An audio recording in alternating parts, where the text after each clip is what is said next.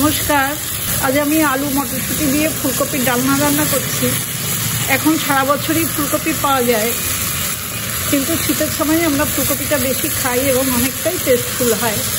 সম্পূর্ণ নিরামিষ এই ফুলকপির ডালনা। আমি এখন আপনাদের দেখাবো আমি কিভাবে এই রান্নাটা করছি। ফুলকপির ডালনাটা করব বলে মিডিয়াম টু হাই ফ্লেমে একটা কড়াই বসিয়ে তাতে পরিমাণ মতো গরম জল করে নিয়েছি।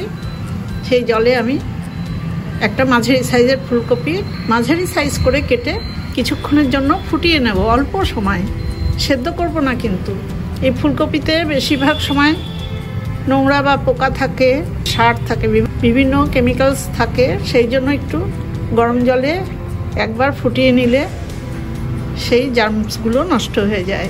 জলটা কিন্তু সামান্য ফুটে উঠেছে। এই অবস্থাতেই আমি গ্যাসের ফ্লেমটা অফ করে দিয়ে ফুলকপিগুলো একটা স্ট্রেনারে ঢেলে জল ঝরিয়ে নেব। এবার কড়াইতে আমি পরিমাণ মতো সর্ষের তেল দিয়েছি। তেলটা গরম হয়ে গেছে। এর মধ্যেই দিয়ে দিলাম ফুলকপিগুলো। ফুলকপির মধ্যে আমি হাফ চামচ মতো লবণ দিয়ে দিলাম, আর খুব অল্প পরিমাণে গুঁড়ো হলুদ। গ্যাসের ফ্লেমটা লো টু মিডিয়াম করে দিয়েছি। দিয়ে এই ফুলকপিগুলো খুব ভালো করে কষিয়ে নেবো বা অল্প ভাজা ভাজা করে নেব। ফুলকপিটা একটু ঢেকে ঢেকে কষাবো, তাহলে তাড়াতাড়ি সেদ্ধ হয়ে যাবে। প্রায় 7-8 মিনিট সময় নিয়ে দেখুন কপিটাকে খুব ভালো করে কষিয়ে বা মজিয়ে নিলাম। ফ্লেমটা আমি মিডিয়াম টু হাই করে দিয়েছি। যে জলটুকু আছে জলটুকু টেনে যাবে। এই অবস্থায় ফুলকপি টুকরোগুলো আমি নামিয়ে নেব।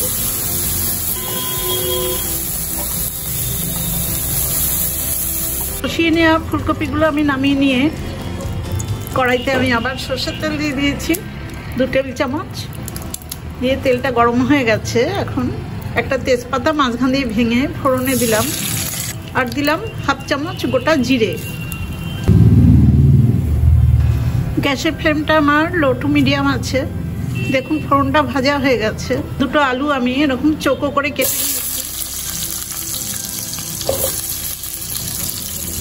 এই আলুগুলো কাটার পরে খুব ভালো করে ধুয়ে জল ঝরিয়ে নিয়েছি। আলুতেও আমি কিছুটা লবণ দিয়ে দিলাম।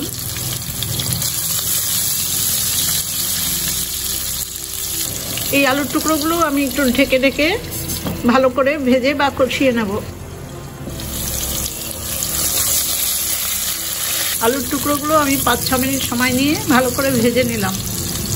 আমি এই ঢাকা বারবার করে খুলে খুলে কিন্তু নেড়ে দিয়েছি। এবার আমি কিছু মশলা দেব। মশলার মধ্যে 1 চামচ গুঁড়ো হলুদ জলে ভেজানো, আর 2 চামচ আদা জিরে, আর একটু শুকনো লঙ্কা বাটা। আদা জিরের সাথে আমি 2টো শুকনো লঙ্কাও একসাথে বেটে নিয়েছি। এই মশলাটা আলুর মধ্যেই কিন্তু তেলের মধ্যে আমি ভালো করে ভেজে নেব। মশলাটা খানিকটা ভাজা হতে আমি দেখুন একটা বড় সাইজের টমেটো ছোট ছোট করে কেটে এর মধ্যে দিয়ে দিলাম, আর 1 কাপ মটরশুঁটি ছাড়ানো।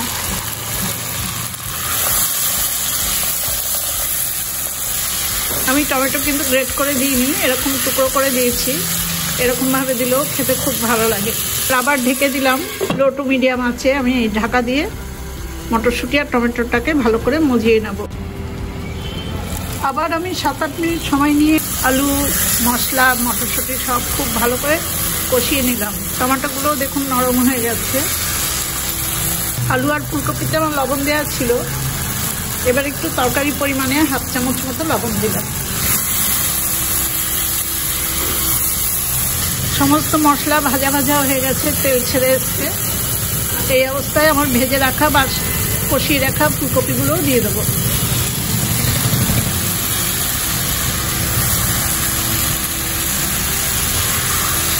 সমস্ত আলু এবং মশলার সাথে আমি ফুলকপিটাও খুব ভালো করে মিশিয়ে নিলাম। এবার পাশে বার্নারে গরম জল আছে, সেই জলটা পরিমাণ মতো দেব।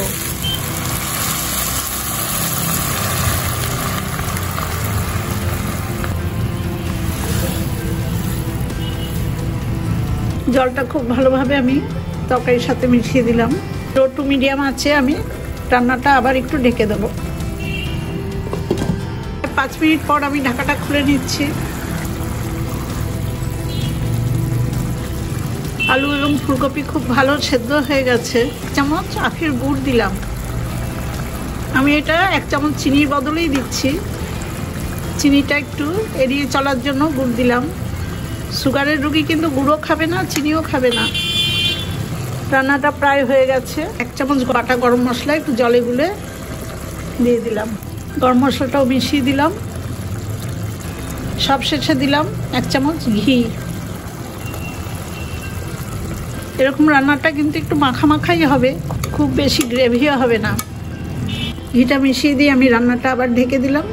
গ্যাসের ফ্লেমটাও অফ করে দিলাম। এই ঢাকা অবস্থায় এখন 3 মিনিট মতো রেখে তারপর আমি গরম গরম বাটিতে সার্ভ করব। আলু মটরশুঁটি দিয়ে ফুলকপির ডালনা রান্নাটা আমার একদম হয়ে গেছে। আমি একটা বাটিতে এখন সার্ভ করে দিচ্ছি। এরকম সম্পূর্ণ নিরামিষ রান্না গরম ভাত বা রুটি, লুচি, পরোটা সব কিছুর সাথেই খুব ভালো লাগে। নিরামিষ দিনে এরকমভাবে রান্না করলে বা যে কোনো দিনই করা যায়। এখন মটরশুঁটির সিজন, এই সময় মটরশুঁটিটা একটু বেশি দিলে রান্নাটা একটু বেশি টেস্টফুল হয়। আপনারা এইভাবে রান্না করবেন, খুব ভালো লাগবে। আমার এই রান্নার রেসিপিটা দেখে আপনাদের যদি ভালো লাগে তাহলে একটা লাইক আর শেয়ার করে দেবেন। সবাই খুব ভালো থাকবেন, সুস্থ থাকবেন। ধন্যবাদ।